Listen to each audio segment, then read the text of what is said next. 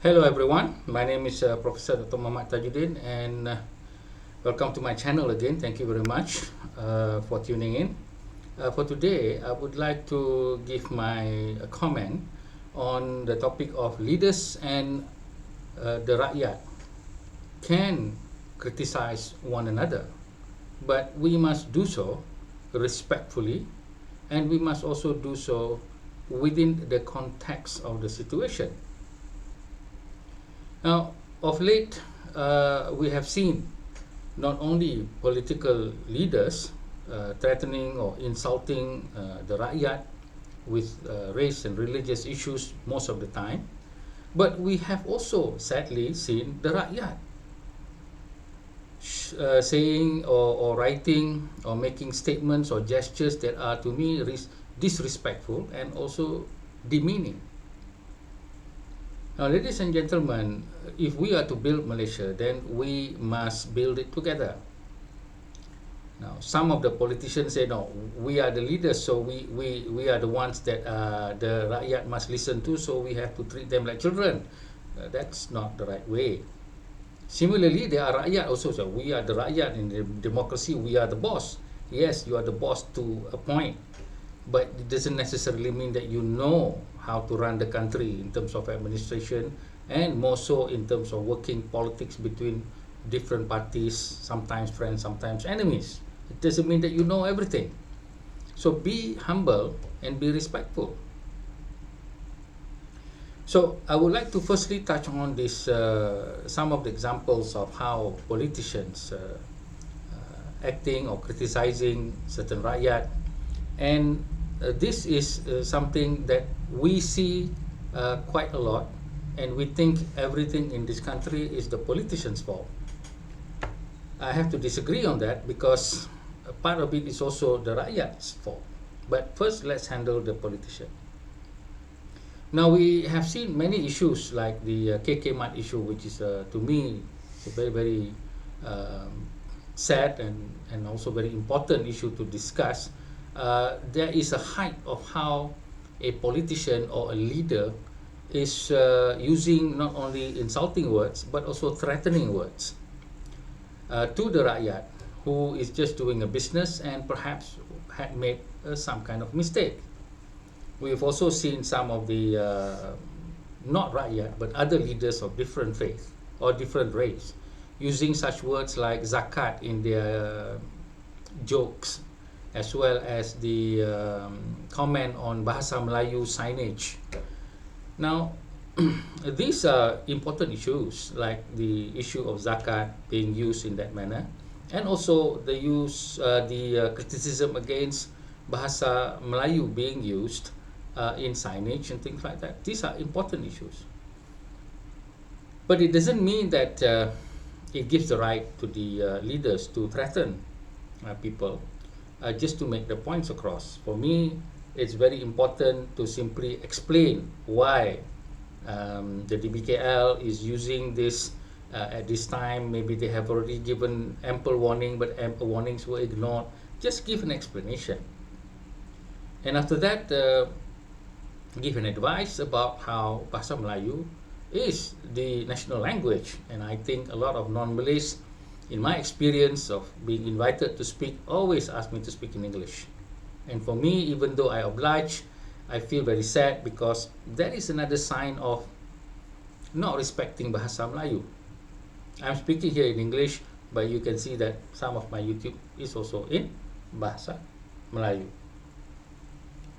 So I think the leaders should be careful and not just say, oh, I'm protecting my race, okay, or I'm protecting my religion, this is my responsibility, this is my role, and therefore it justifies me to speak in whatever manner, calling people Nyonya Tua and all that sort of thing. I don't think so, because the religion itself forbids people to use this kind of derogatory comment or derogatory insult to another person. So it's quite often we hear people like Mahathir calling other people pendatang, and I think this is an insult, and this should stop. In the new Malaysia, new leaders must be very respectful of the Rakyat. Yes, the Rakyat may not know certain things like not having to wear the proper attire to certain places. But it must be done in a very cordial, courteous, and disciplined manner. Not to shout, not to punch, not to do all sort of what we call unsavory things. If not, how are we going to build this country? So politicians, managers, management, leaders, they need to respect. And I can quote a lot of examples with the Prophet Muhammad himself, having to respect those who are considered not very high people in positions of life, where God himself has advised him to be respectful.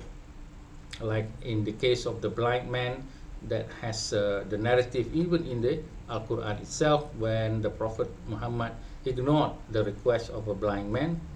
But later on, the Prophet learned and respected an old lady while he was talking to a very big tribal leader. So these are examples in the history, and I'm sure they are in other cultures, in other faiths. Definitely we have a lot, and we should practice those faiths as leaders. Okay, just because you are a leader, it doesn't mean you can call people kepala botak, perut buncit. These kind of leaders, like our friend in Kedah, is not good at all. Now we come to the Rakyat. Now the Rakyat, in one sense, is also at fault, and I have found a lot of faults with the Rakyat itself. Now, ladies and gentlemen, it is not because I want to blame the Rakyat here. For me, personally, I feel that if we are to change the world, we must change ourselves. That's very simple. We do not wait for some other people to change. Like, oh, the leaders are not changing, then I won't change. Or I mean, they have to change, I don't have to change. Like some Malays feel that other people must respect the Malays. No, you also have to respect the others. So you need to change your perspective in that manner. Now of late, I see a lot of Rakyat with the freedom accorded by Datuk Sri Anwar Ibrahim. They are free to say all these things, all the criticism, however important, rational, or some even quite ridiculous and not in context, they speak.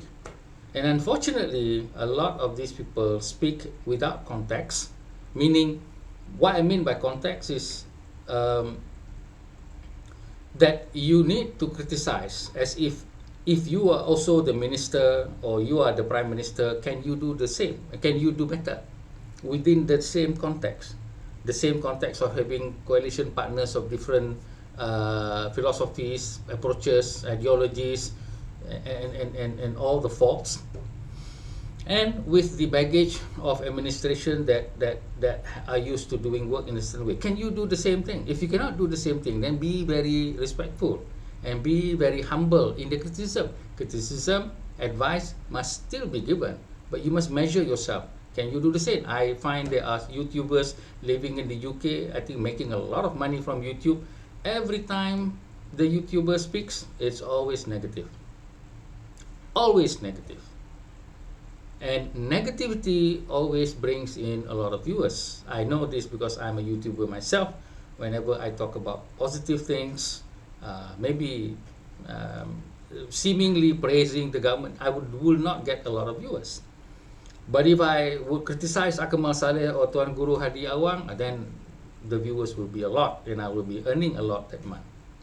But for me, I'm not doing this just about earning money. It is about educating myself as well as everybody else in terms of how we need to change, and the way that I understand we need to change. So when criticizing, we must measure ourselves against the context. For instance, some of these bersih comments saying that reform is not done. I mean, all they want to see is this is done. It's just like a child. They don't really respect the process. There are two. One is the due process of administration. This law must change, then only this law will change, and then that will change. Secondly, the culture. There are some politicians or political parties, they don't want to change. But they are in government. So in order to convince them, it's not an argument. You have to go quid pro quo on many matters. That's politics. It's just like in our family. You can't just say, hey, you change, hey, you do this, and hey, you do that. You can't do that to your wife. You cannot do that also to your adult children. If you do that and say, no, no, no, no, they are already in government, then they must change immediately. Well, do that with your family first. Do that with your wife, with your children, then go and tell the government that. But they don't. They don't do that to their children and to their wife, but they expect the government to change overnight.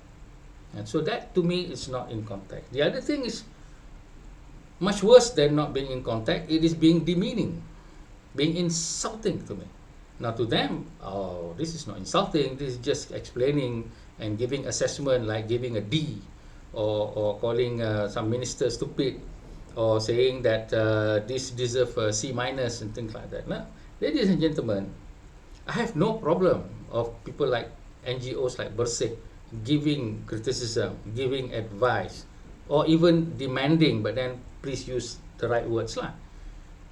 But I do have a problem when you start putting in grades like budak-budak or like children. Okay? Now, I am an educator. I don't like giving grades, but then I give grades to my students. Why? Because I've done the work that they have done. So I know the work and the problem that they are facing. And in grading between ourselves, lecturers and academic also, we have to argue about whether our grading is a bit too soft or too hard. It's a lot of soul searching and even a lot of argument. And then we have the moderation and the accreditation body coming in, looking at the grade. Hey, Prof, your grading is a bit too soft. I said, well, you go and read my assignment and see if you can do yourself. After they read my assignment, then they know that they themselves cannot do it. So we have this process. But here, Bersih, not being an educational institution, giving grades, I know it's just a symbol. But to me, it's a demeaning symbol, and I don't think that we should be doing that. You can say, well, I don't think the government is doing up to my expectation, blah, blah, blah, that's it. It's okay. I have no problem. Then I will ask, what do you mean? Well, they are supposed to do this reform, and they haven't done it. Or they are just halfway, then they stop. Okay, what were the context? Did you understand the context? Did you talk to them? Did you ask them? Yeah, we did, but then they're giving answers like this and like that. Well, did you appreciate those answers? Or have you ever been in the position themselves? This is what I will question. Not to justify the government, but to actually have a more meaningful discourse. But giving a D and all this thing, but for me, it's very demeaning. How would you like to react when I give you a D? I mean, have anybody graded Bersih? No one. Why? Because we are more mature. But this is totally, to me, an immature way of giving your comments to the government. So, the rakyat must be respectful, as with the leaders also must be respectful of the rakyat. It goes both ways. It takes two to tango. In Malay, it says, bertepuk mesti dua belah tangan, tak boleh sebelah. Similarly, it means that we have to look at each other within context. So in the KK Mat issue, they should look at the context. Context was a mistake, was an accident. So faham je lah, forgive and move on. No, you must apologize. That tak boleh macam tu. But here again, the rakyat giving a D or D minus, not understanding, not appreciating. Same thing. So if we want our Malaysia to change for our children and for ourselves, then we must be the change that we want to see. So we cannot expect, because the government, we are the leaders, we are the people who elected them, and therefore we know better. I think this humility is not there. I mean, we must be humble. I have people saying, hey, it's okay, we can criticize them how we like. That is in America. In America, they do all sorts of things. I love American way of governance and all that, but there are some things which I disagree, and we should not be following. We are in the East. We have a Muslim majority. You need to be respectful. Don't go making jokes about zakat. Even though it seems to be harmless, but there are people who will make issues of it. So sarang terbuan jangan dijolok. This is what the Malay say. So this is where we are at the moment, my friends and ladies and gentlemen. We want Malaysia to change for the better, and we need to recognize who are the good leaders. We need to give them the leeway, the time, the support. We can criticize, we can advise, but do so respectfully. Similarly, there are leaders who are very wild and looking for publicity and also wanting to have votes, and they use this thing. And for these leaders, all we can do is advise them nicely and with decorum. They can be some sort of very wild and insulting, but we still maintain the higher spiritual ground, the higher moral ground. And so this is my message to all of Malaysian leaders and the rakyat must respect each other and also can criticize one another, but to do so within the understanding the context of the issue at hand, as well as to do so with decorum, with adab, and with the utmost humility. Don't treat people like you, like you don't want to be treated. So treat people like you also want to be treated. With that, thank you for tuning in my channel. Assalamualaikum, salam sejahtera.